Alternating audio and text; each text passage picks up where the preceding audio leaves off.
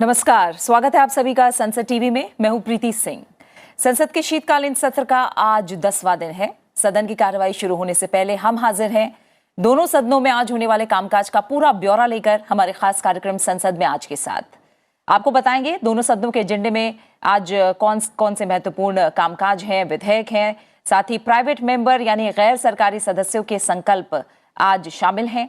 ये भी आपको दिखाएंगे कि किन संसदीय समितियों की रिपोर्ट रखी जानी है और प्रश्नकाल के दौरान सांसद कौन कौन से सवाल पूछने वाले हैं। इसके अलावा दोनों सदनों में आज सत्ता पक्ष और विपक्ष की क्या रणनीति रहने वाली है, इस पर भी बात करेंगे।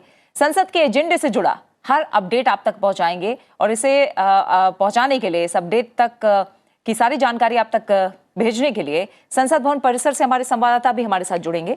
हमारे साथ लोकसभा की जानकारी पहुंचाएंगे पवन कुमार शर्मा, साथ ही कृति मिश्रा राज्यसभा की कार्रवाई से जुड़ा तमाम अपडेट हम तक पहुंचाएंगी। स्टूडियो में भी 3 खास मेहमान हैं जो हमारे साथ जुड़े हुए हैं। सीपीएम के राज्यसभा सांसद विकास रंजन भट्टाचार्य हमारे साथ मौजूद हैं। साथ ही बीजेपी के लोकसभा सांसद डॉक्टर संजय जायसवाल भी हमारे साथ जुड़े हुए हैं।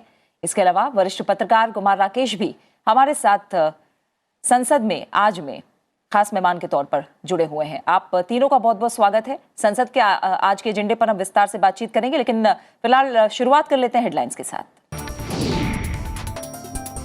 जलवायु परिवर्तन के महत्वपूर्ण मुद्दे पर लोकसभा में नियम 193 के तहत अल्पकालिक चर्चा रहेगी जारी। नारकोटिक्स, ड्रग्स और साइकोट्रोपिक पदार्थ संशोधन विधेयक 2021 पर भी सदन में होगा विचार। संसद की मंजूरी के बाद 30 सितंबर 2021 को जारी अध्यादेश की जगह लेगा विधेयक। दोनों सदनों में पेश किए जाएंगे गृह कार्य संबंधी स्थायी समिति के प्रतिवेदन। कार्मिक लोक शिकायत विधि और न्याय संबंधी स्थायी समिति की रिपोर्ट भी होंगी पेश। राज्यसभा में रखा जाएगा याचिका समिति का प्रतिवेदन। दोनों सदनों की कार्यसूची में गैर सरकारी सदस्यों के संकल्प। आंगनवाड़ी कार्यकर्ताओं और सहायिकाओं के कल्याण के लिए कदम उठाने की मांग करने वाले संकल्प पर लोकसभा में होगी आगे की चर्चा। देश में प्रदूषण से निपटने के उपायों और खाने की बर्बादी रोकने से संबंधित संकल्प राज्यसभा में किए जाएंगे पेश।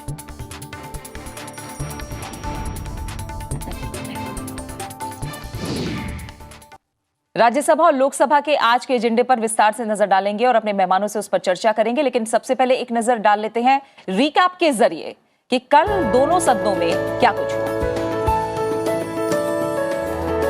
तमिलनाडु में 8 दिसंबर को देश के पहले सीडीएस जनरल बिपिन रावत, उनकी पत्नी और सशस्त्र बल कर्मियों को ले जा रहे सैन्य हेलीकॉप्टर दुर्घटना के बारे में रक्षा मंत्री राजनाथ सिंह ने कल संसद में बयान दिया। दोनों सदनों में दिवंगतों को श्रद्धांजलि भी दी गई। वहीं अध्यादेश की जगह लेने वाले 2 विधेयकों, केंद्रीय सतर्कता आयोग संशोधन विधेयक 2021 और दिल्ली विशेष पुलिस स्थापना संशोधन विधेयक 2021 को कल लोकसभा की मंजूरी मिल गई, जबकि देश के 6 औषधि, शिक्षा और शोध संस्थानों को राष्ट्रीय महत्व का दर्जा देने वाले विधेयक को कल राज्यसभा की भी मंजूरी मिल गई। अब आज के एजेंडे की आज की कार्यसूची की बात करते हैं। दोनों ही सदनों की कार्यसूची में अहम कामकाज है जो शामिल है और शुक्रवार का दिन है आज। इस वजह से दोनों सदनों की कार्यसूची में गैर सरकारी सदस्यों के संकल्प भी शामिल हैं। सबसे पहले एक नजर डालते हैं लोकसभा में क्या रहेगा खास। लोकसभा में जलवायु परिवर्तन के मुद्दे पर नियम 193 के तहत अल्पकालिक चर्चा आज जारी रहेगी। नारकोटिक, ड्रग्स और साइकोट्रोपिक पदार्थ संशोधन विधेयक 2021 विचार और पारित किए जाने के लिए सदन की कार्यसूची में शामिल है। संसदीय कार्य राज्य मंत्री अर्जुन राम मेघवाल सोमवार 13 दिसंबर से शुरू होने वाले सप्ताह के दौरान होने वाले सरकारी कार्य के बारे में जानकारी भी देंगे। वहीं हिमाचल प्रदेश के बिलासपुर स्थित एम्स के लिए सदन के एक सदस्य के निर्वाचन का प्रस्ताव पेश किया जाएगा। 2021-22 के लिए अन्य पिछड़ा वर्गों के कल्याण के लिए गठित समिति में राज्यसभा के एक सदस्य को शामिल करने का प्रस्ताव भी पेश होगा। साथ ही सभा पटल पर मंत्रालयों से संबंधित अहम पत्र रखे जाएंगे। संसदीय समितियों की रिपोर्ट भी पेश होगी और प्रश्नकाल के दौरान सदस्य जनहित से जुड़े महत्वपूर्ण सवाल भी पूछेंगे।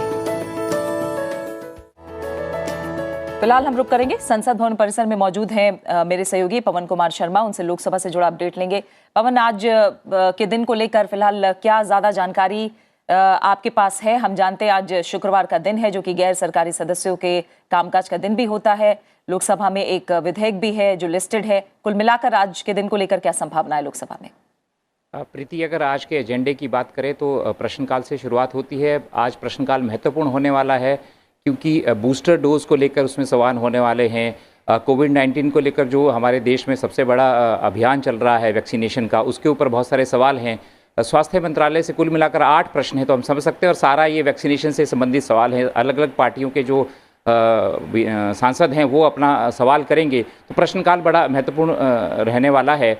इसके बाद एक बिल आने वाला है जो है नारकोटिक्स, ड्रग्स और साइकोट्रोपिक अमेंडमेंट बिल है 2021 का, वो आने वाला है। एनडीपीएस एक्ट के नाम से हम सभी जानते हैं ये बिल है, और इसमें संशोधन है। इसमें जो सज़ा का प्रावधान है और जो नारकोटिक्स का पूरा जो रैकेट रहता है उसके पीछे कैसा उसका फाइनेंशियल सपोर्ट रहता है, उनके ऊपर भी इसमें अंकुश लगाने का और सज़ा का प्रावधान है इस बिल में। वो भी महत्वपूर्ण बिल है, उसके ऊपर चर्चा होनी है सदन में आज। इसके बाद जैसा आपने बताया कि आज जो है शुक्रवार का दिन है और आज ये प्राइवेट मेंबर्स बिल रहता है, उसमें जो है बहुत सारे बिल आज पेश होने वाले हैं। पिछली बार भी, पिछले शुक्रवार को भी लगभग 250 जो सांसदों थे उन्होंने अपने प्राइवेट बिल रखे थे। आज भी बड़े महत्वपूर्ण बिल रखने हैं। रितेश पांडे अपना बिल रखेंगे और उस पर चर्चा आगे होगी। उसके बाद जनार्दन सिग्रीवाल है वो भी अपना रखेंगे, अपना प्राइवेट मेंबर बिल रखेंगे। और जो शशि थरूर हैं उनकी तरफ से भी जो जलवायु परिवर्तन को लेकर उसको मिटिगेट करने के लिए एक जो है वो प्राइवेट मेंबर बिल आने वाला है, आज वो भी उसको रखेंगे। तो शुक्रवार का दिन है, महत्वपूर्ण दिन है। और इसके अलावा जो नियम 193 के अंतर्गत जो जलवायु परिवर्तन पर चर्चा जारी है उसको भी आगे बढ़ाएंगे। बड़ा विषय है जलवायु परिवर्तन का, और सभी इसके ऊपर जो चर्चा हो चुकी है परसों, उसके ऊपर बहुत सारे लोगों ने अपनी चिंता जाहिर करी, अपने सुझाव उसमें दिए हैं।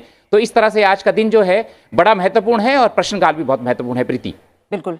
आगे राज्यसभा के आज के एजेंडे पर भी हम नजर डालेंगे, लेकिन डॉक्टर संजय जायसवाल लोकसभा सांसद हमारे साथ जुड़े हुए हैं। फिलहाल उनका एक शुरुआती कमेंट ले लेते हैं। डॉक्टर जायसवाल, आज हम लोकसभा में आज का दिन देखें तो आपकी नज़र में कितना अहम है कामकाज के लिहाज से? एक तो जो प्रश्न आ रहे हैं वैक्सीन को लेकर के, और उसको लेकर के 8 प्रश्न लोकसभा में पूछे गए हैं। मुझे लगता है कि उससे आम जनता को बहुत ज़्यादा क्लैरिटी मिलेगी। वैसे तो मनसुख मांडविया जी ने अपने जवाब में बहुत ही अच्छे से वैक्सीन के बूस्टर, बाकी सभी टेस्ट के बारे में, ओमिक्रॉन के बारे में अच्छे से जवाब दिया था, पर सांसदों को सीधे प्रश्न पूछने की जो इसमें सुविधा मिलती है तो बहुत सारे अन्य प्रश्नों के भी जवाब मिलेंगे। दूसरा, क्लाइमेट हमारे लिए बहुत ही इम्पॉर्टेंट इशू है, क्लाइमेट चेंज, और उस पर आज विस्तृत चर्चा होगी। माननीय लोकसभा के अध्यक्ष महोदय ने स्वयं कहा था कि सांसद अपने इलाकों में क्या कर रहे हैं इसकी भी चर्चा करें, और देश में क्या हो रहा है इसकी भी चर्चा होनी चाहिए। तो ये दोनों मुद्दे आज के समय में भारत के लिए बहुत ही प्रमुख हैं, और इन दोनों पर आज चर्चा हो रही है, इसलिए सभी का ध्यान रहेगा उसमें। बिल्कुल बिल्कुल। और आइए अब राज्यसभा के आज के एजेंडे पर मोटे तौर से नजर डाल लेते हैं। उसके बाद एक एक करके जो आज कार्यसूची में कामकाज शामिल है उस पर विस्तार से भी बात करेंगे। आज उच्च सदन यानी राज्यसभा के एजेंडे में क्या खास रहने वाला है ये बताएं तो आज गैर सरकारी सदस्यों के संकल्प राज्यसभा के एजेंडे में शामिल हैं। संसदीय कार्य राज्य मंत्री वी मुरलीधरन सोमवार 13 दिसंबर 2021 से शुरू होने वाले सप्ताह के दौरान होने वाले सरकारी कार्य के बारे में जानकारी देंगे। इसके अलावा दानवे राव साहेब दादाराव रेल मंत्रालय, संजीव कुमार बालियान मत्स्य पालन, पशुपालन और डेयरी मंत्रालय, जबकि देव सिंह चौहान संचार मंत्रालय से संबंधित बयान देंगे। कृषि और प्रसंस्कृत खाद्य उत्पाद निर्यात विकास प्राधिकरण के लिए निर्वाचन का प्रस्ताव भी आज होना है। वहीं उच्च सदन में याचिका समिति का प्रतिवेदन पेश होगा। गृह कार्य संबंधी स्थायी समिति और कार्मिक लोक शिकायत विधि और न्याय संबंधी स्थायी समिति के प्रतिवेदन भी पेश किए जाएंगे। सभा पटल पर मंत्रालयों से संबंधित अहम पत्र रखे जाएंगे और प्रश्नकाल के दौरान सदस्य जनहित से जुड़े महत्वपूर्ण सवाल भी पूछेंगे। और फिलहाल हम एक बार फिर रुक करेंगे। मेरी सहयोगी कृति मिश्रा हमारे साथ जुड़ी हुई हैं संसद भवन परिसर से। कृति, आज हम राज्यसभा का एजेंडा देखें तो मोटे तौर पर हम जानते हैं कि शुक्रवार का दिन है, इसलिए राज्यसभा में भी जो गैर सरकारी सदस्य हैं उनके संकल्प आज शामिल हैं। इसके अलावा मंत्रालय से संबंधित बयान है, स्थायी समिति के प्रतिवेदन भी है, प्रश्नकाल में भी हम देख रहे हैं जो महत्वपूर्ण सवाल है वो आज पूछे जाने हैं। कुल मिलाकर आज का दिन कैसा रहेगा? जी हाँ प्रीति, देखिए अगर हम राज्यसभा की बात करें तो जब हफ्ते की शुरुआत हुई तो लगातार हमने व्यवधान देखा, लेकिन अगर हम कल की बात करें तो देखिए सुचारू रूप से सदन की कार्यवाही चली और आज वही उम्मीद है कि सदन की कार्यवाही जो है वो स्मूथली चल सके, क्योंकि लगातार सभापति बोलते आए हैं कि सरकार और विपक्ष बैठकर एक बीच का रास्ता निकाले, क्योंकि लगातार विपक्ष इस बात पर सरकार पर हमला कर रहा है कि कैसे जो 12 सांसद हैं उनको सस्पेंड किया गया है वो अनडेमोक्रेटिक है। वही सरकार कह रही है कि अगर वो माफी मांग ले अपने अनरूली कंडक्ट के लिए तो सारी बात खत्म हो जाएगी। तो अब देखना है कि किस तरह से रणनीति रहेगी, चाहे सत्ता पक्ष की चाहे विपक्ष की। वही अगर हम आज के एजेंडे की बात करें तो देखिए जैसा कि आपने कहा कि फ्राइडे का दिन है, तो फ्राइडे का दिन होता है प्राइवेट मेंबर्स बिजनेस का। इसके अलावा अगर हम सदन के एजेंडे की बात करें तो बेहद महत्वपूर्ण एक रिपोर्ट आने वाली है public grievances law and justice committee की। जो ग्रीवेंस रिड्रेसल मैकेनिज्म है उस पर एक रिपोर्ट आएगी।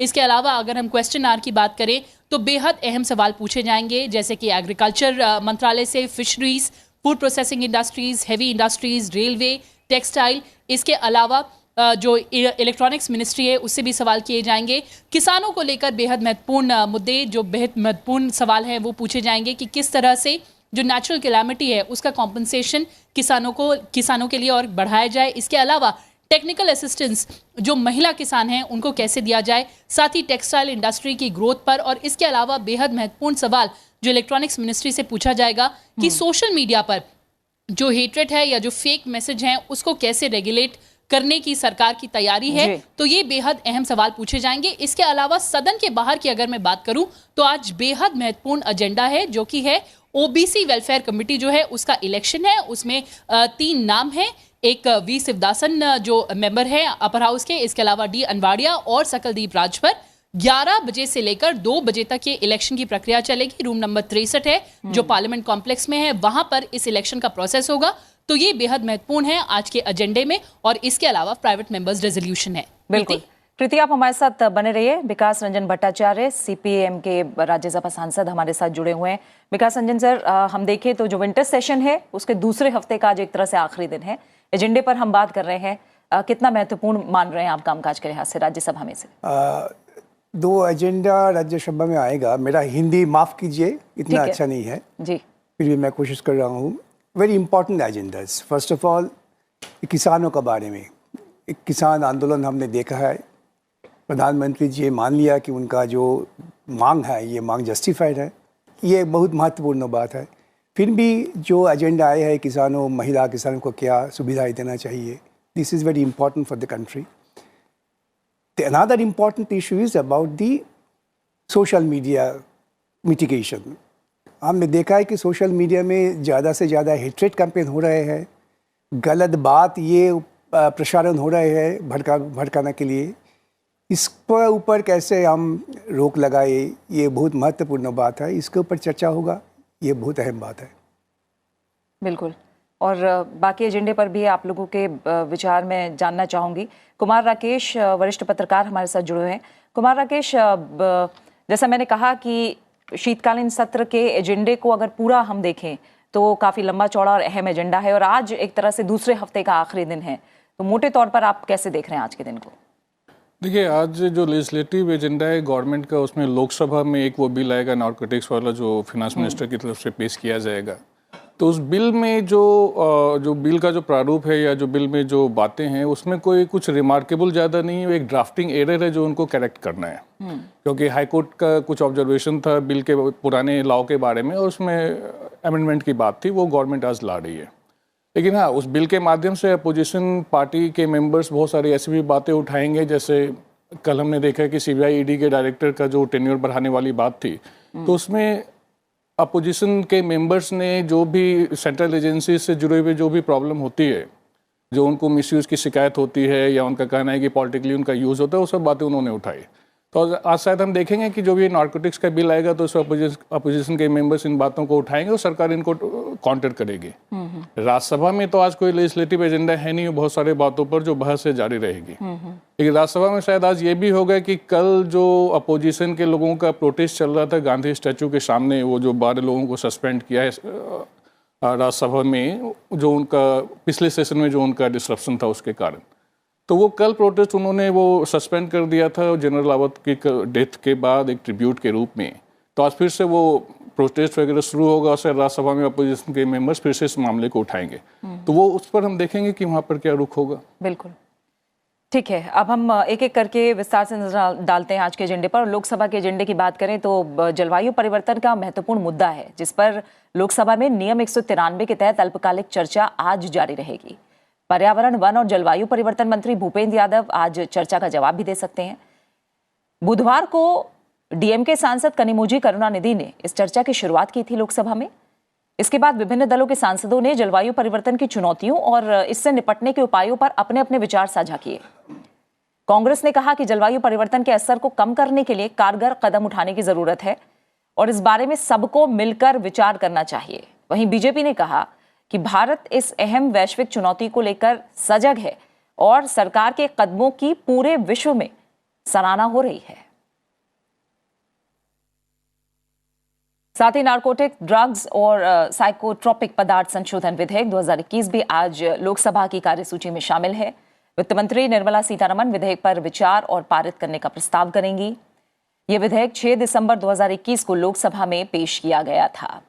संसद की मंजूरी के बाद यह बिल 30 सितंबर 2021 को जारी अध्यादेश की जगह लेगा। यह विधेयक 2014 में हुए संशोधन के दौरान ड्राफ्टिंग की एक चूक को दुरुस्त करने के लिए नारकोटिक, ड्रग्स और साइकोट्रोपिक पदार्थ अधिनियम 1985 में संशोधन करता है। 1985 में कानून बनने के बाद 3 बार इसमें संशोधन किया जा चुका है और पिछला संशोधन 2014 में किया गया था।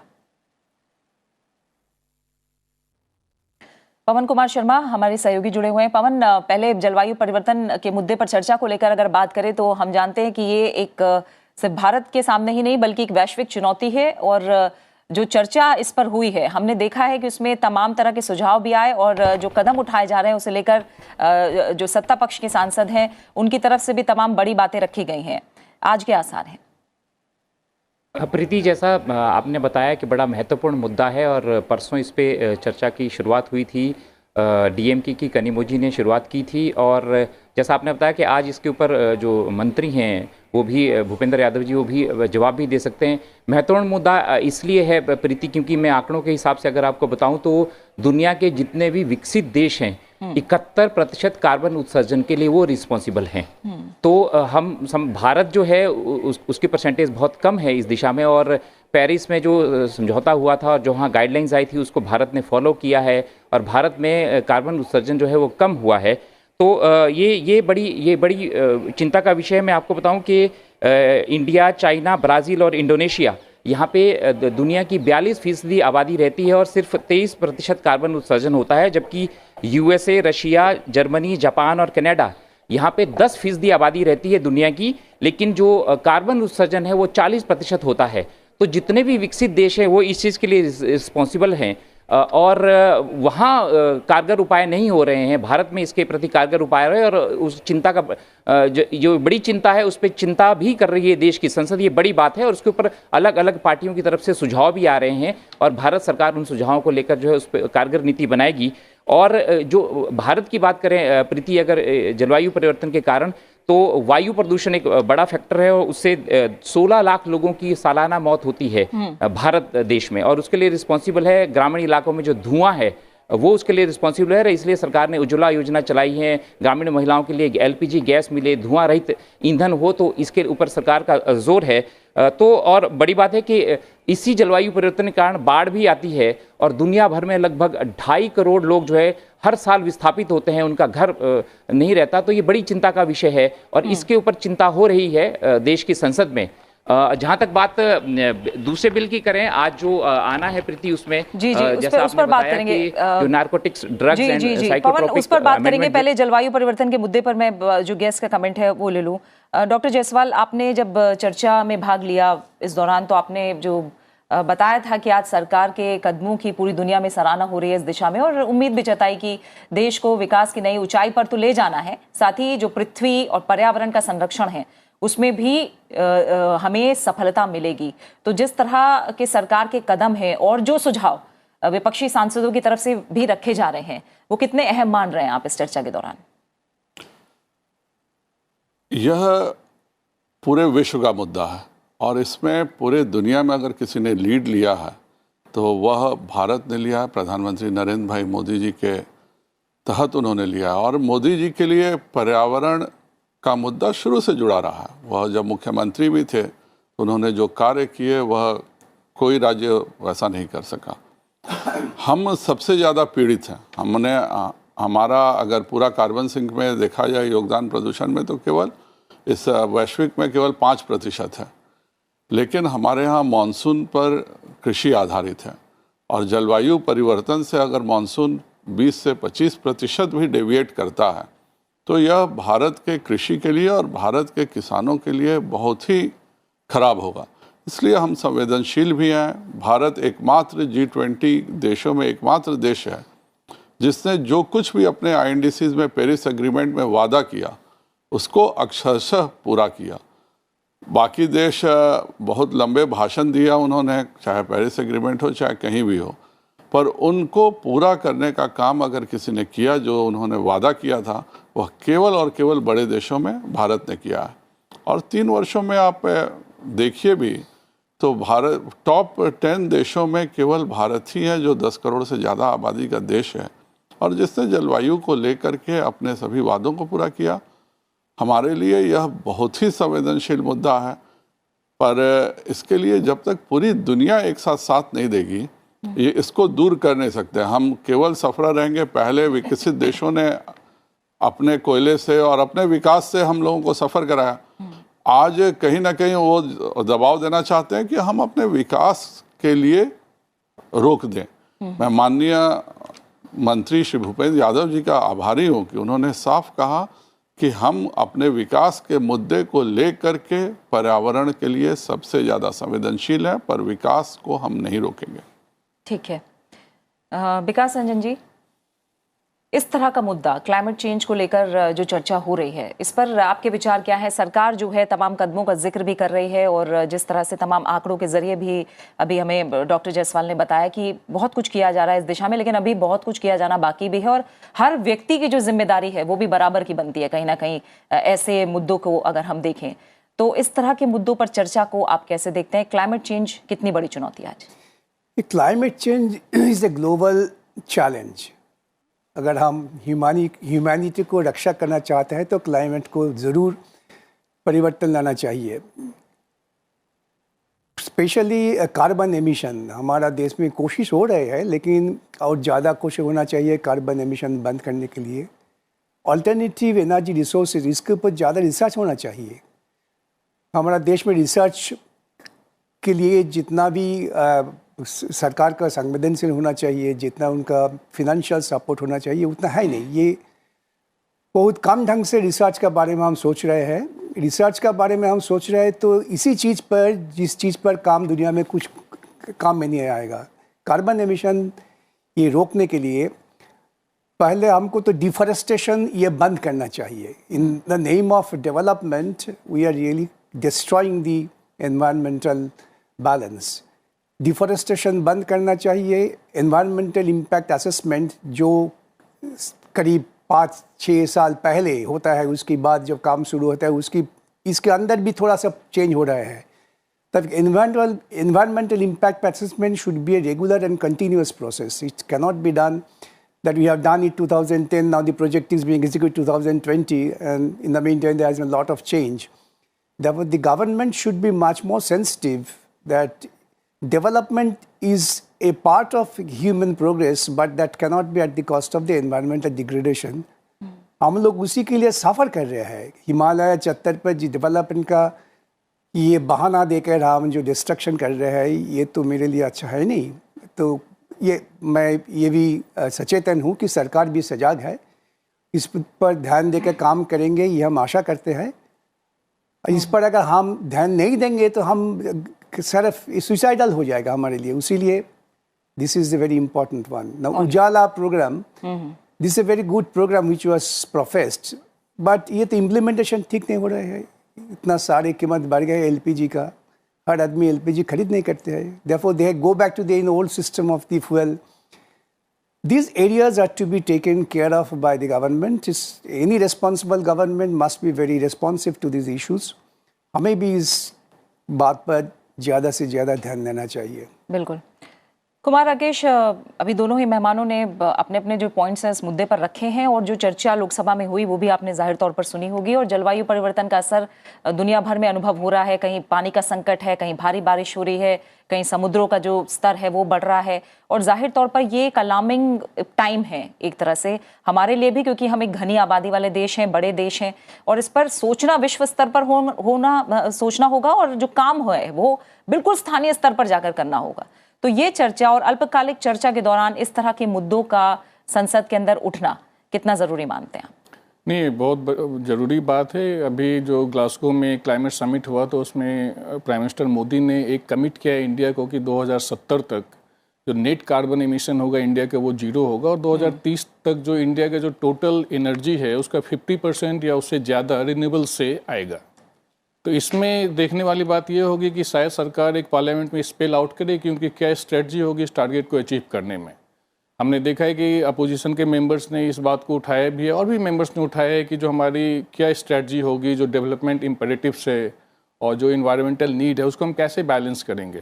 क्योंकि इसमें कहीं ना कहीं एक डेवलप्ड कंट्रीज़ का एक हिपोक्रेसी या डबल स्टैंडर्ड भी है कि जब पहले तो उन्होंने जितने भी नेचुरल रिसोर्सेज थे, चाहे वो एशिया के थे या बाहर के थे, उसको एक्सप्लॉइट किया, और अब ये पॉल्यूशन एक बहुत बड़ी बात है। तो भाई वो जो डेवलपिंग कंट्रीज़ हैं जो अभी भी उस फेज़ में है कि उस वेल्थ को या उस प्रॉस्पेरिटी को वो नहीं पहुंच पाए, अब उनको बोला जा रहा है कि आप भी ये जो भी आपका डेवलपमेंट काम है इसको कम कीजिए एनवायरमेंटल नीड के कारण। और जब उसको फिनांस करने की बात आती है, जो भारत ने भी बोला है कि भाई $1 ट्रिलियन की ज़रूरत है जो डेवलप्ड कंट्रीज़ को देना चाहिए, डेवलपिंग कंट्रीज़ को फिनांस करने के लिए, तो वो पैसे भी नहीं आ रहे हैं। तो हम ये शायद ये देखेंगे कि सरकार का क्या स्ट्रेटजी है जो इन्होंने जो कमिट किया है वो कॉप समिट में, तो उसमें एक स्पेल आउट शायद सरकार करेगी कि वो कैसे हम अचीव करेंगे। बिल्कुल ठीक है। अब आगे बढ़ते हैं और जो विधेयक आज लिस्टेड है लोकसभा के एजेंडे में उस पर बात करते हैं। पवन कुमार शर्मा हमारे साथ जुड़े हुए हैं। पवन, वित्त मंत्री Nirmala Sitharaman narcotic drugs and psychotropic substances जो एक्ट 1985 उसमें संशोधन करने के लिए विधेयक पर विचार और पारित करने का प्रस्ताव करेंगी। ये बिल अगर हम देखें तो हम जानते हैं कि एक जो चूक रह गई थी उस त्रुटि को ठीक करने के लिए लाया गया है। ये त्रुटि क्या रही है और क्या प्रावधान है इस विधेयक में, पहले ये बताइए। प्रीति, जैसा राकेश जी ने बताया कि जो नारकोटिक्स का जो पूरा सिंडिकेट रहता है, हाँ, उसमें आदमी तो पकड़ा जाता है पर उसके पीछे जो लोग होते हैं जो फाइनेंशियल फंडिंग करते हैं, जो वित्तीय रूप से सहायता करते हैं, जिन्होंने पैसा लगाया होता है, उनके लिए प्रावधान नहीं था। और उसमें जो बिल था पीछे उसमें क्लॉज में ऊपर नीचे हो गया था, तो उसमें सज़ा का प्रावधान इसमें किया गया है कि जो भी अगर जो फाइनेंशियल फंडिंग भी करेगा नारकोटिक्स में तो उसके लिए भी 10 साल की सज़ा का प्रावधान है, जो कि 20 साल तक बढ़ाया जा सकता है, वो इस बिल में है। और साथ ही उसके ऊपर 1 लाख का जुर्माना भी लगेगा, ऐसा इस बिल में प्रावधान है। जाहिर तौर पे जो फाइनेंशियल फंडिंग रहती है उस पे शिकंजा कसने की सरकार की कोशिश है कि जो पकड़े नहीं जाते, जो क्योंकि प्लेयर बड़े रहते हैं पीछे जो छुप जाते हैं, वो उनके लिए भी सज़ा का प्रावधान इसमें है। जहाँ तक बात करूँ प्रीति, देश में जो नारकोटिक्स की स्थिति है उसमें जो है पिछले दशक में मतलब 10 वर्षों में पिछले, हाँ, 2020 तक की, 2010 से 2020 के दशक की बात करें तो 74% केसेस जो हैं एनडीपीएस एक्ट में बढ़े हैं, 74% पूरे देश में। और उसमें भी चिंता का विषय ये है कि जो हमारे जुवेलाइन है, मतलब जो किशोरावस्था में हैं, 18 साल से नीचे वाले हैं, उसमें जो है बढ़ोतरी जो है वो 2 गुनी हुई है। तो ये देश के लिए बड़ी चिंता का विषय है। एक बात बताऊं कि 2010 में एनडीपीएस एक्ट के जो जुवेलाइन थे वो केसेस जो है सिर्फ 82 थे, 2015 में वो बढ़कर 123 हो गए, और 2020 में जब कोरोना का काल देश में चल रहा था उस वक्त देश में जो बच्चे हैं उनके खिलाफ जो केस है 264 केसेस हुए हैं सिर्फ 2020 में। ये आंकड़ा मैं नेशनल क्राइम रिकॉर्ड्स ब्यूरो का आपके सामने रख रहा हूँ। तो बड़ा चिंता का विषय है देश के लिहाज से। और 40 लाख बच्चे जो हैं देश के, वो जो है वो अफीम, जो ओपीएम है उससे रिलेटेड जो चीज़ें रहती है उसका इस्तेमाल करते हैं, और 30 लाख जो है अल्कोहल बेस्ड और इनहेल जो करते हैं ऐसा नारकोटिक्स का इस्तेमाल करते हैं। तो ये जो बचपन है हमारे देश का, जो बच्चे हैं वो सबसे ज़्यादा टारगेटेड हैं। और सरकार की तरफ से प्रीति इसमें काफ़ी काम किया जा रहा है। नशा मुक्त भारत अभियान देश में सरकार की तरफ से चलाया गया है। 272 जिलों में उसको जो उसमें डिस्ट्रिक्ट हैं वो उनको जहाँ पे ज़्यादा ये दिक्कत है वहाँ पे टारगेट किया जाए। वहाँ के जो स्कूल्स हो, चाहे कॉलेज हो, चाहे यूनिवर्सिटी हो, और चाहे जन जागरूकता की बात हो या यूथ को जागरूक करने की बात हो, तो सरकार की तरफ से उपाय किए जा रहे हैं। पर ये जो बढ़ते हुए केस है ये चिंता का विषय है। और अब तक जो है 8.53 लाख किलोग्राम जो है वो कैनेबिस बेस्ड जो ड्रग्स हैं वो जब्त हुई हैं अभी, और जो ओपीएम वाली हैं वो 2.99 लाख किलोग्राम। ये जो आंकड़े हैं वो जाहिर तौर पर इशारा कर रहे हैं कि स्थिति जो है वो बेहतरी की तरफ नहीं बल्कि चिंताजनक स्थिति की तरफ हम बढ़ रहे हैं। डॉक्टर जायसवाल, जलवायु परिवर्तन का मुद्दा हम देख रहे हैं, अलार्मिंग सिचुएशन है, लेकिन जिस तरह से आंकड़े अभी हमारे संवाददाता ने भी पेश किए हैं, ये जो ड्रग्स को लेकर स्थिति है फिलहाल वो कितनी चिंताजनक है, और अब ये संशोधन आपको क्या लग रहा है, इस संशोधन के जरिए कितना शिकंजा कसा जा सकेगा? एक तो राज्य सरकारें इस पर संवेदनशील हैं और इसीलिए इतने बड़े मात्रा में ड्रग्स पकड़े जा रहे हैं। कि आप लाख किलोग्राम की बात कर रहे हैं तो ये बताता है कि सभी सरकारें इस मुद्दे पर संवेदनशील हैं। ये जो क्लॉज का करेक्शन आ रहा है वो बेसिकली यह है कि जब 2014 में बिल आया तो जो फाइनेंसर्स पर पनिशमेंट का क्लॉज था वो उसके पहले वाले का ही रहने दिया गया और उसके कारण एक कन्फ्यूजन पैदा हो गया। इसको ठीक करने के लिए लाया जा रहा, पर कभी कभी विरोधी दलों पर मुझे बहुत हास्यास्पद स्थिति रहती है कि उनका आज ऑब्जेक्शन था कि आप इसको रेट्रोस्पेक्टिव क्यों लागू कर रहे हैं। अब अगर कोई ड्रग्स का फाइनेंस कर रहा है तो हम आज अगर उस करेक्शन कर रहे हैं तो हम आज लागू करें, यह तो अजीब बात है। इसको तो कभी भी अगर 40 साल पहले भी किसी ने ड्रग्स पे कोई कारोबार किया हो और आज उसके सबूत मिलते हैं, आज भी उसको सजा होनी चाहिए। इसलिए जो अपोजिशन कह रहे हैं, अपोजिशन भी एग्रीड है कि नहीं ये क्लॉज ठीक करना है, हर चीज़ है, पर उनका एक ही एतराज़ है कि आप रेट्रोस्पेक्टिव क्यों ला रहे हैं। मुझे लगता है कि अपोजिशन को ज़रूर सोचना चाहिए, ये क्लॉज तो रेट्रोस्पेक्टिव लगना ही चाहिए, नहीं तो अभी तक जो पिछले 5-6 सालों में जो घटनाएं घटी हैं उसमें जो फाइनेंसर्स हैं उनको सख्त से सख्त सज़ा दी जाए। देखिए अभी टेक्नोलॉजीज़ बदल गए हैं, हम खुद पंजाब में लगातार देख रहे हैं कि अब कोई व्यक्ति कैरी नहीं कर रहा है, ड्रोन के माध्यम से पाकिस्तान से ड्रग्स इंडिया में पंजाब में भेजे जा रहे हैं। और अगर इस तरह से आ रहा है तो आप जब तक उसके फाइनेंसर्स के तह में नहीं पहुंचेगा तो कोई आदमी तो डिटेक्ट ही नहीं हुआ, ड्रोन पकड़ा गया और ड्रोन को तो आप सजा दे नहीं सकते हैं। तो इसलिए यह बिल बहुत आवश्यक है और मुझे लगता है कि जो सरकार ने फैसला किया है कि यह रेट्रोस्पेक्टिवली लागू होगा, यह ड्रग्स के मामले में किसी को भी कोई कॉम्प्रोमाइज़ नहीं होनी चाहिए और हर हालत में दोषी किसी साल का भी हो उसको सजा मिलनी चाहिए। ठीक है विकास रंजन सर, इस मुद्दे पर जिस तरह से हम जान रहे हैं कि बाकी बिल पे चाहे वो जजेस से जुड़ा बिल रहा हो या सीबीआई ईडी के कार्यकाल से जुड़ा बिल रहा हो, एक हमने ब्रॉडर प्रोस्पेक्ट देखा और चर्चा के दौरान हमने देखा कि तमाम जुड़े हुए मुद्दे और सामने आए। इसमें आप लोगों की किस तरह की शंकाएं हैं, या 3 बार संशोधन हुआ, अब ये जो त्रुटि ठीक की जा रही है, आपको लग रहा है कुछ मजबूती है या और भी कुछ ऐसी बातें हैं जो आप चाहते हैं कि सुधार होना चाहिए इस दिशा में? This NDPS Act should be much more foolproof and strictly to be applicable. Punishment बढ़ाना ये तो ज़रूरी है, इसमें कोई शौक नहीं है। रेट्रोस्पेक्टिविटी मैंने नहीं जानता कौन इसका विरोध किया क्यों किया, लेकिन रेट्रोस्पेक्टिव होने से ये अदालत में चैलेंज हो सकता है।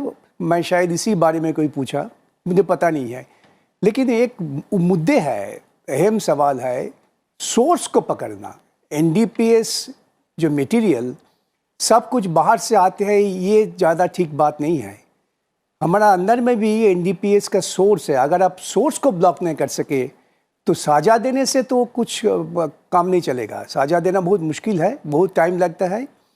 इसीलिए मेरा ये एक अपील होगा गवर्नमेंट की तरफ, आप ऐसे कानून करें, ऐसे एडमिनिस्ट्रेटिव मेजर्स ले जहाँ से एनडीपीएस ड्रग निकलते हैं, सोर्स को अगर बंद करे तभी सही काम होगा। और जो पनिशमेंट है, कड़ा पनिशमेंट बनाओ, उसमें कोई किसी का दिमाग नहीं होगा। Nobody will make any difference on that. Kumar Rakesh, मैं चाहूँगी आपका भी एक छोटा सा कमेंट इस बिल को लेकर। जैसे हम जान रहे हैं पंजाब जैसे राज्यों में स्थिति फिलहाल क्या है और बच्चों को लेकर जो आंकड़े दिए गए हैं, और राजस्व विभाग, गृह मंत्रालय, नारकोटिक्स कंट्रोल ब्यूरो, सामाजिक न्याय मंत्रालय, स्वास्थ्य मंत्रालय सहित अलग अलग मंत्रालयों ने इस बारे में 10 नवंबर को प्रधानमंत्री कार्यालय को सिफारिशें भी भेजी थी।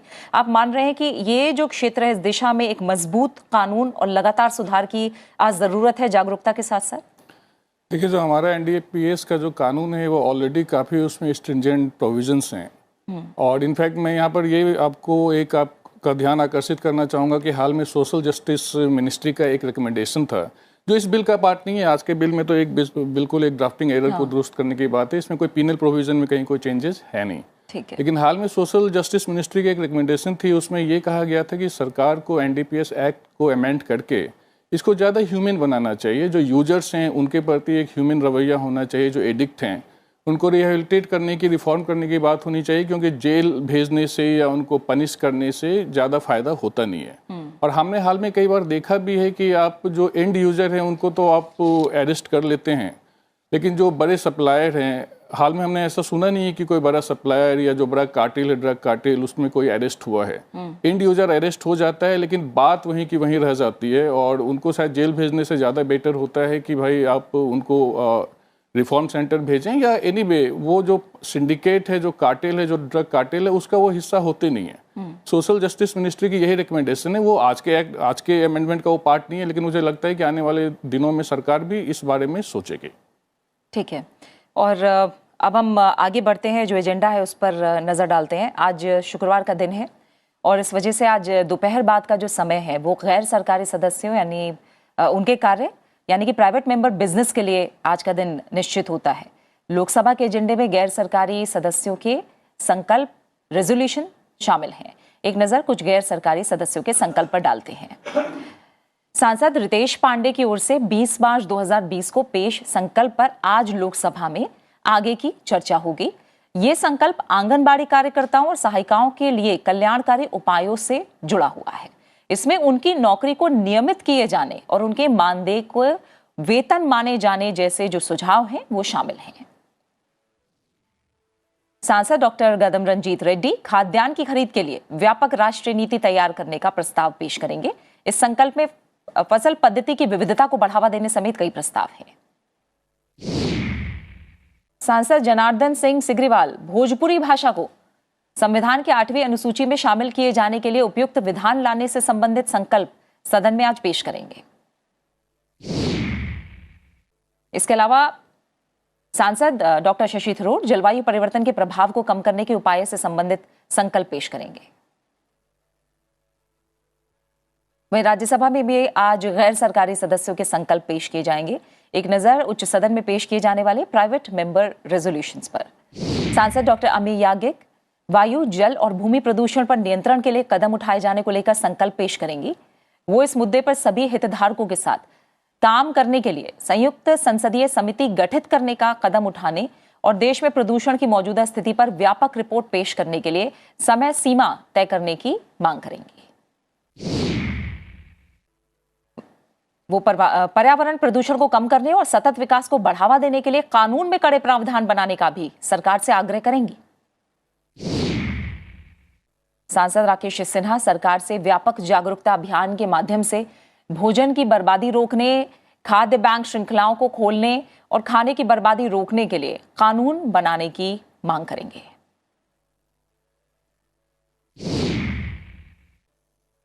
सांसद डॉक्टर एल हनुमंतैया सरकार से मौजूदा कानून में बदलाव का आग्रह करेंगे, जो देश में हाथ से मैला उठाने की प्रथा रोकने में कारगर साबित हो सकता है। साथ ही वो इससे संबंधित अधिनियमों के प्रावधानों के उल्लंघन के लिए जिम्मेदार लोगों पर सख्त कार्रवाई करने की भी मांग करेंगे। सांसद विजयपाल सिंह तोमर जनसंख्या में तेजी से बढ़ोतरी और गांवों से शहरों की ओर अनियंत्रित पलायन को रोकने के लिए कठोर जनसंख्या नीति तैयार करने की मांग करेंगे। सांसद वाई को बीते 70 साल के दौरान राज्य सूची में से संवर्धित सूची में लाए गए विषयों को वापस राज्य सूची में शामिल करने के लिए संविधान संशोधन सहित आवश्यक उपाय करने के लिए सरकार से आग्रह करेंगे।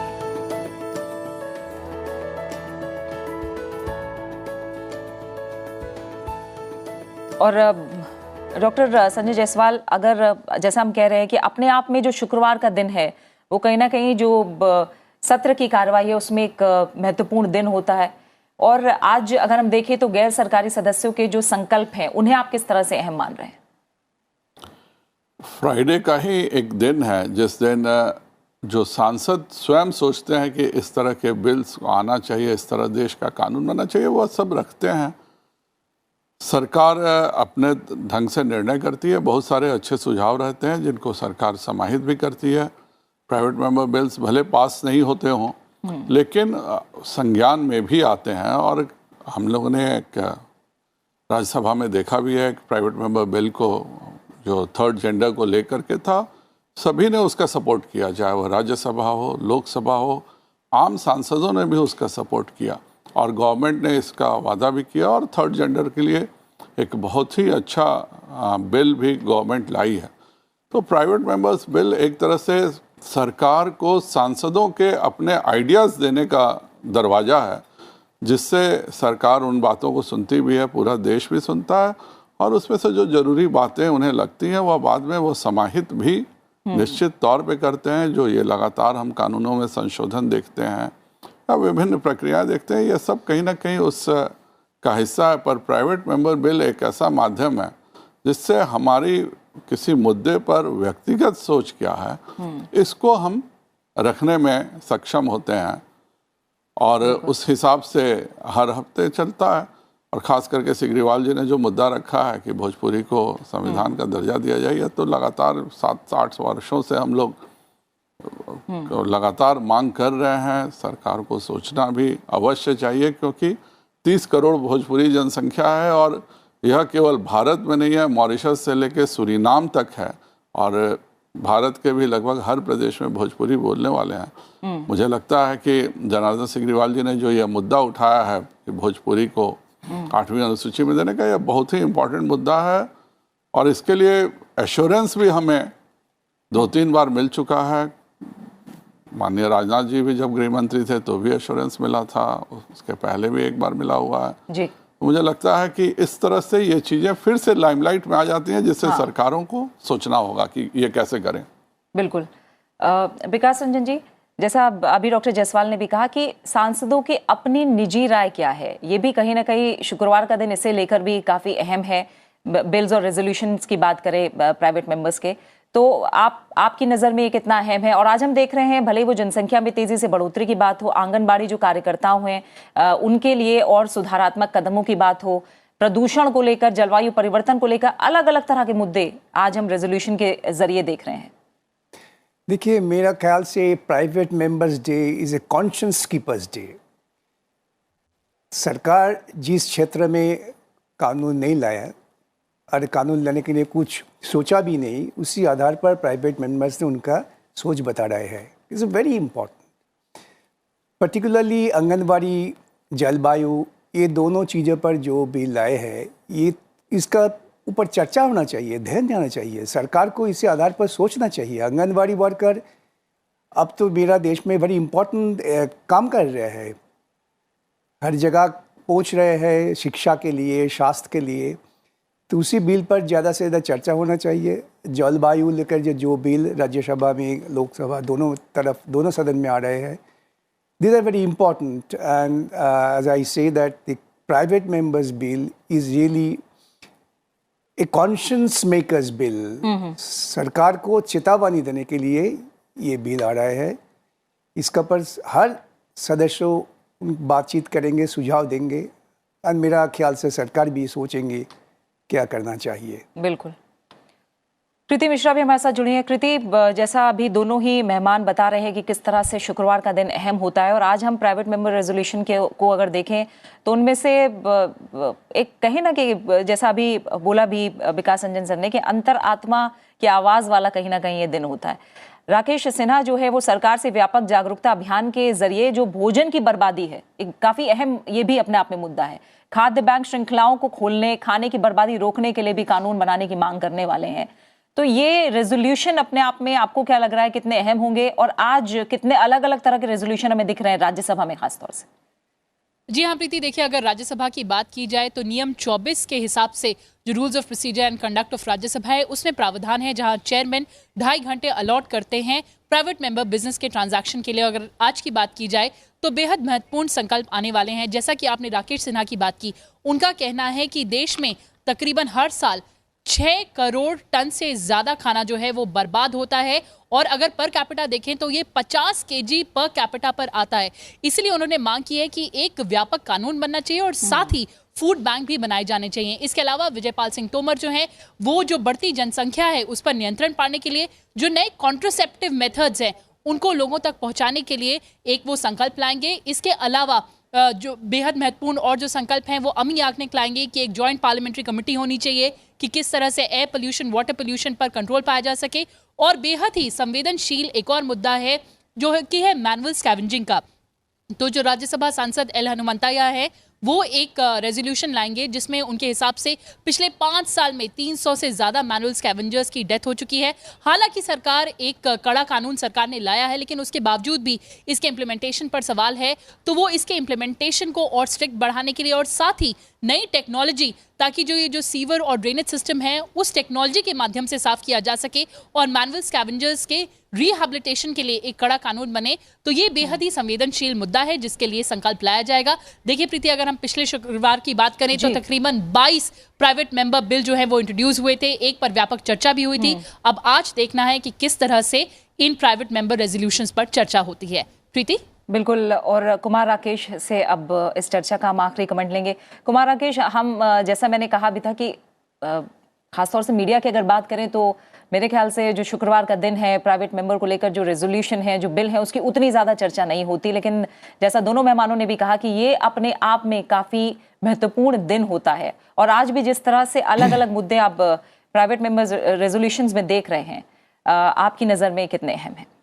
देखिए, हमारे यहाँ पार्लियामेंट में जो गवर्नमेंट स्पॉन्सर्ड बिल होता है, जो बिल गवर्नमेंट लाती है वही उसी के पास होने की संभावना होती है। कि जैसे ब्रिटिश पार्लियामेंट है वहाँ पर हर साल प्राइवेट मेंबर बिल कुछ न कुछ वो लॉ बन जाते हैं। हमारे यहाँ चूँकि मेंबर्स व्हिप से बंधे होते हैं तो जो गवर्नमेंट बिल होता है वही पास होता है। तो प्राइवेट मेंबर्स बिल में उनको एक मौका मिलता है, जो अपनी भावना है, जो उनके अपने विचार हैं, बिकॉज जितने भी एमपीज होते हैं essentially they are law makers. तो प्राइवेट मेंबर्स बिल में उनको एक ये मौका मिलता है कि अपनी जो इशूज़ हैं उस पर वो अपनी बात वो रख पाएँ और सरकार तक भी वो अपनी बात पहुंचा पाए। जैसे जायसवाल साहब ने बोला कि 2015 में डीएमके के मेंबर थे तिरुचु सिल्वा, तो उन्होंने एक प्राइवेट मेंबर बिल लाया था एलजीबीटी कम्युनिटी पर, थर्ड जेंडर पर, और चूंकि राज्यसभा में अपोजिशन की मेजॉरिटी थी तो वो बिल पास भी हो गया था। तो उससे गवर्नमेंट को भी एक मौका मिला कि इस इशू पर ज़्यादा डिबेट करके और सारे डायमेंशंस को ध्यान में रखते हुए 2-3 सालों के बाद गवर्नमेंट एक अपना बिल लेके आई जो बाद में पास हुआ। तो कहीं ना कहीं प्राइवेट मेंबर्स बिल भी एक माध्यम है सरकार तक मेंबर्स को अपनी बात पहुंचाने का, जो सामाजिक इशू है जिसमें हर चीज़ पर सरकार बिल लेके नहीं आ सकती है। तो एक एमपीज को मौका मिलता है कि वो अपनी बात सरकार तक पहुंचा पाएँ, समाज तक पहुंचा पाएँ। बिल्कुल। और इसी के साथ मैं आप तीनों मेहमानों का, डॉक्टर संजय जायसवाल, विकास रंजन सर, कुमार राकेश, आप तीनों मेहमानों का मैं फिलहाल बहुत बहुत शुक्रिया करूंगी मेरे साथ संसद में आज में व्यापक चर्चा के लिए शामिल होने के लिए। वहीं मैं पवन कुमार शर्मा और कृति मिश्रा, आप दोनों संवाददाताओं का भी फिलहाल बहुत बहुत शुक्रिया हमारे साथ जुड़ने के लिए, इस तमाम अपडेट को हम तक पहुंचाने के लिए। यहाँ एक छोटे से ब्रेक के लिए रुकेंगे और ब्रेक के बाद बात होगी प्रश्नकाल की।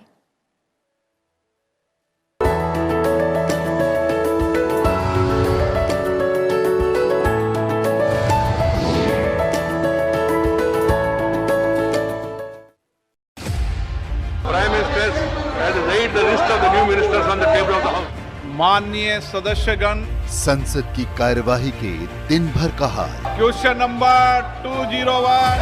मेरा प्रश्न ये है, प्रश्नकाल से लेकर विधेयकों की चर्चा। हम चर्चा के लिए तैयार है। The question is that the bill be passed. पक्ष विपक्ष की हर छोटी बड़ी बात।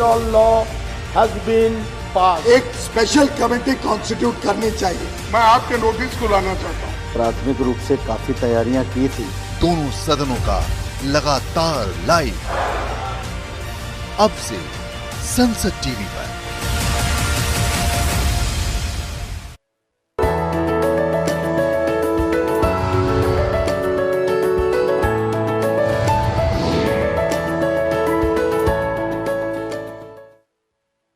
ब्रेक के बाद आपका स्वागत है। आज शीतकालीन सत्र का 10वां दिन है और अब एक नजर डाल लेते हैं दोनों सदनों में प्रश्नकाल पर। लोकसभा में आज आयुष, रसायन और उर्वरक, रक्षा, विदेश, स्वास्थ्य और परिवार कल्याण, विधि और न्याय, पत्तन, पोत परिवहन और जलमार्ग और महिला और बाल विकास मंत्रालय से संबंधित प्रश्न पूछे जाएंगे। सांसद बालूभाव सुरेश नारायण धानोरकर स्वास्थ्य और परिवार कल्याण मंत्रालय से कोविड-19 की वैक्सीन ले चुके लोगों को बूस्टर डोज दिए जाने से जुड़ा अहम सवाल पूछेंगे। सांसद मन्ने श्रीनिवास रेड्डी स्वास्थ्य और परिवार कल्याण मंत्रालय से मानसिक स्वास्थ्य से संबंधित समस्याओं से संबंधित सवाल करेंगे। सांसद एन.के. प्रेमचंद्रन स्वास्थ्य और परिवार कल्याण मंत्रालय से कोविड-19 वैक्सीन की उपलब्धता से जुड़ा प्रश्न पूछेंगे। सांसद चंद्रेश्वर प्रसाद रक्षा मंत्रालय से रक्षा भूमि पर अतिक्रमण से संबंधित सवाल करेंगे। सांसद ज्योतिर्मय सिंह महतो विधि और न्याय मंत्रालय से ई न्यायालय मिशन मोड परियोजना से जुड़े प्रश्न पूछेंगे। सांसद कोमती रेड्डी वेंकट रेड्डी स्वास्थ्य और परिवार कल्याण मंत्रालय से गर्भ का चिकित्सीय समापन संशोधन नियम 2021 से जुड़ा प्रश्न पूछेंगे। सांसद थिरुदयानिधि मारन स्वास्थ्य और परिवार कल्याण मंत्रालय से प्रधानमंत्री स्वास्थ्य सुरक्षा योजना के अंतर्गत एम्स संबंधी परियोजनाओं से जुड़ा हुआ प्रश्न करेंगे। सांसद कुरवा गोरांगतला माधव स्वास्थ्य और परिवार कल्याण मंत्रालय से पोस्टमार्टम प्रक्रिया के लिए नए प्रोटोकॉल से जुड़ा प्रश्न पूछेंगे। सांसद रितेश पांडे विदेश मंत्रालय से चाबहार परियोजना की स्थिति से संबंधित प्रश्न पूछेंगे। सांसद एडवोकेट AMRF विदेश मंत्रालय से खाड़ी देशों में कार्य कर रहे प्रवासी भारतीयों की कोविड-19 के कारण नौकरियों के छूटने से जुड़ा प्रश्न करेंगे। सांसद विद्युत बरन महतो विधि और न्याय मंत्रालय से अखिल भारतीय न्यायिक सेवाओं से जुड़ा प्रश्न पूछेंगे। सांसद कुंवर पुष्पेंद्र सिंह चंदेल रसायन और उर्वरक मंत्रालय से बुंदेलखंड में उर्वरकों के वितरण से जुड़ा प्रश्न पूछेंगे।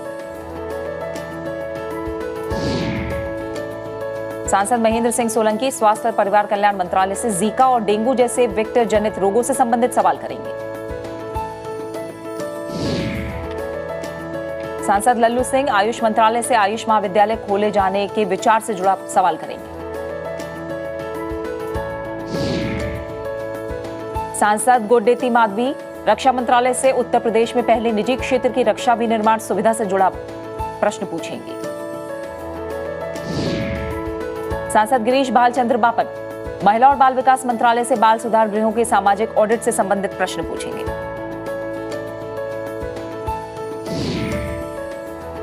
सांसद अशोक महादेव राव नेते रक्षा मंत्रालय से बिरसा मुंडा रेजिमेंट के जरिए युवाओं को रोजगार दिए जाने से जुड़ा सवाल करेंगे। सांसद विष्णुदयाल राम पत्तन पोत परिवहन और राजमार्ग मंत्रालय से मल्टी मॉडल जलमार्ग टर्मिनल से जुड़ा प्रश्न पूछेंगे। सांसद मितेश पटेल आयुष मंत्रालय से औषधीय पौधों संबंधी रिसर्च और उसकी डॉक्यूमेंटेशन से जुड़ा प्रश्न करेंगे। सांसद रक्षा निखिल खाट से स्वास्थ्य और परिवार कल्याण मंत्रालय से निजी अस्पतालों में परेशान रोगियों से इलाज के लिए उच्च लागत वसूलने से जुड़ा सवाल करेंगे।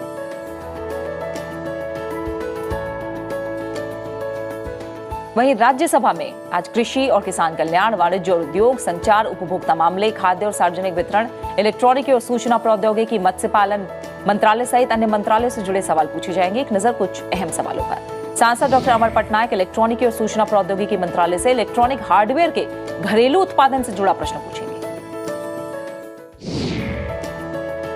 सांसद के.सी. वेणुगोपाल रेल मंत्रालय से container corporation of India limited के विनिवेश से संबंधित सवाल करेंगे। सांसद जीवीएल नरसिम्हा राव वाणिज्य और उद्योग मंत्रालय से आंध्र प्रदेश और उत्तर प्रदेश में औद्योगिक शहरों के विकास से जुड़ा प्रश्न पूछेंगे। सांसद कामाख्या प्रसाद तासा रेल मंत्रालय से लॉकडाउन के दौरान रेलवे स्टेशनों को बंद किए जाने से जुड़ा सवाल करेंगे।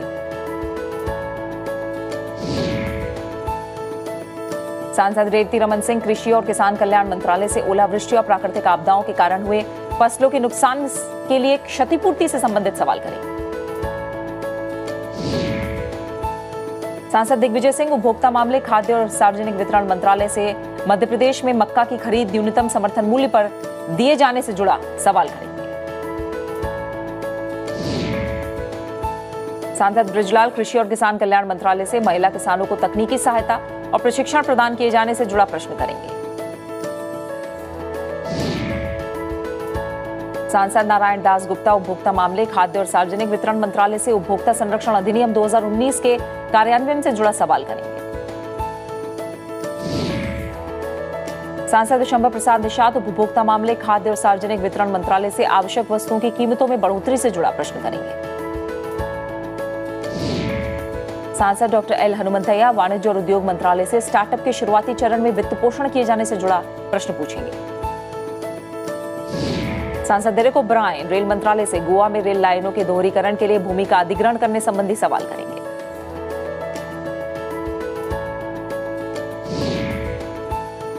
सांसद जॉन ब्रिटास इलेक्ट्रॉनिकी और सूचना प्रौद्योगिकी मंत्रालय से सोशल मीडिया पर नफरत फैलाए जाने से जुड़ा प्रश्न पूछेंगे।